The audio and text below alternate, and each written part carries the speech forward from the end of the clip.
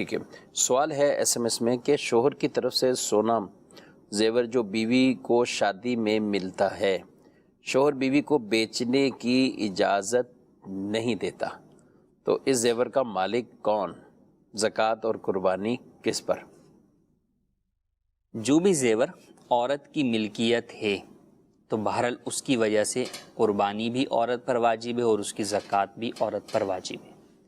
اب جو زیور تو جہیز میں عورت کو اپنے گھر والوں سے ملا ہے وہ تو عورت کی ہی ملکیت ہے. بسا اوقات شوہر اس کو بھی بیچنے نہیں دیتا، تو شوہر کا بیچنے کی پابندی لگانا اس بات کی دلیل نہیں ہے کہ یہ شوہر کی ملکیت ہے.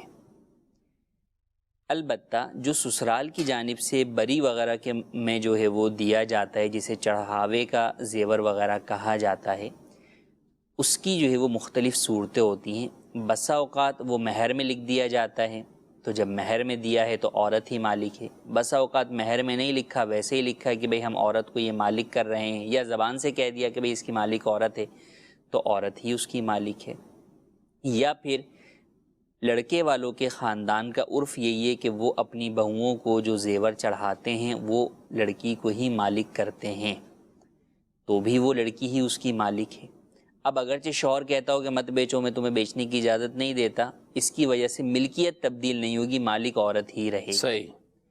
ہاں اگر خاندان ایسی کوئی بات صراحت نہیں ہوئی کہ یہ کس کی ملکیت ہے، اور بعض برادریوں میں ایسا ہوتا ہے کہ وہاں پر جو دیا جاتا ہے وہ مالک نہیں بناتے بلکہ وہ بطور عاریت استعمال کے لیے دیتے ہیں.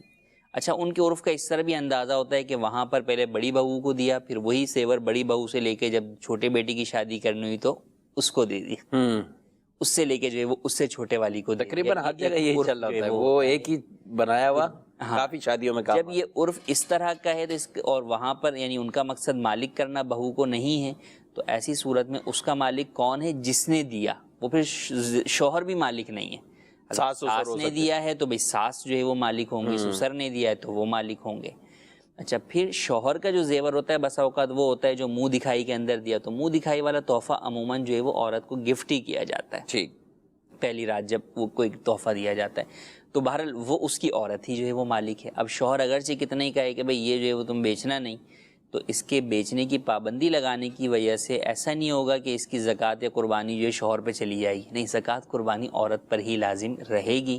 جب شوہر یہ چاہتا ہے کہ بھئی یہ زیورات نہ بکیں تو پھر اس کو چاہیے کہ بھئی عورت کو جو ہے وہ ان کی ادائیگی کے لیے جو پیسے درکار ہیں وہ پھر جو ہے وہ پرووائڈ کر دے، تاکہ وہ جو ہے وہ قربانی اور زکوٰۃ جو ہے وہ ادا کرے.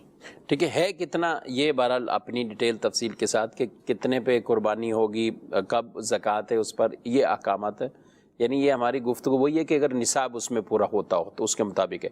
اچھا، یہ ہو سکتا ہے کہ یہ اس طرح واقعی کوئی کنڈیشن ہو کہ عورت کے پاس پیسہ پائی تو ہے نہیں، نہ وہ قربانی کرے، زکوٰۃ. اچھا، زکوٰۃ میں بعض اوقات پھر بھی لمیٹڈ ہوتے ہیں پیسے، قربانی میں تو ایک حصہ ہی 20,000 روپے پاکستانی اگر بات کریں تو 18 سے 20,000 روپے جائے گا.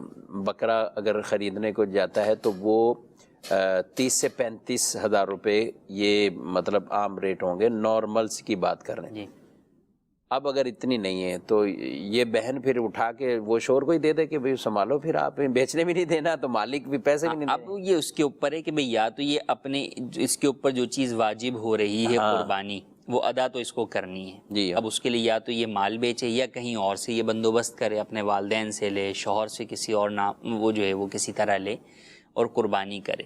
اور یہ ہے کہ یہ گناہ سے بچنا چاہتی ہے تو پھر اس کا یہ ہے کہ شوہر کے سامنے واضح کر دے کہ، مگر وہی کہ اتنا دل جگرا ہو کہ جناب سے اپنا سارا زیور اس وجہ سے اس کو کر دے.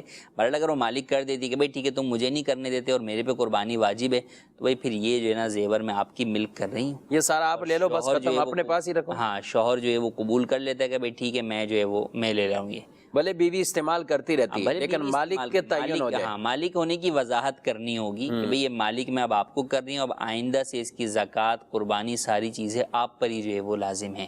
ٹھیک ہے. تو ٹھیک ہے، اگر اس طرح کر دے گی تو پھر اگر قربانی کے ایام آنے سے پہلے ایسا کر دے گی تو پھر جو ہے وہ اس پر آئندہ قربانی لازم نہیں ہوگی، زکوٰۃ بھی آئندہ پھر لازم نہیں ہوگی. بہرحال شوہر پہ پھر رہے گی جبکہ نصاب کی مقدار اس کی مالیت بنتی ہو. جی. مزید کچھ سوالات